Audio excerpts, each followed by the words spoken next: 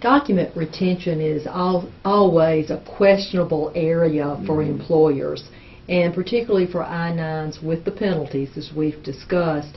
Really, what are the requirements for retention of these I-9 forms and any documentation? I would tell you, if I was, as an employer, and our firm's an employer just like anybody else, you want to have backup. You want to probably have the paper I-9 forms in the one folder we were talking about in a locked cabinet.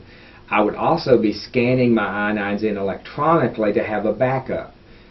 Say maybe I get an ICE officer coming for an audit, and I want to produce copies of the I-9 forms. I want to have a backup copy to make sure that I can locate them in a short time notice, especially if I've got multiple locations, and I just want to have a backup. I don't want to depend on that one file and not be able to find it.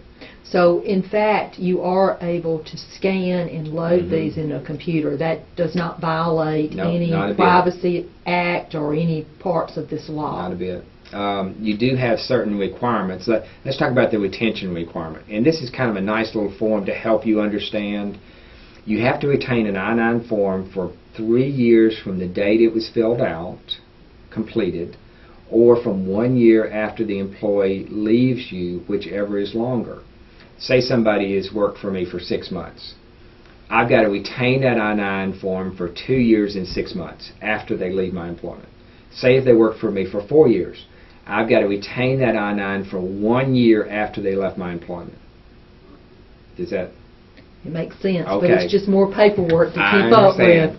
That's why this form would be very valuable. And what you need to do as an employer is set up a form retention, because you don't really want to keep I-9s that are 10, 15 years old. To the extent that maybe you made errors on those I-9s that weren't corrected and things like that, but you need to have an internal retention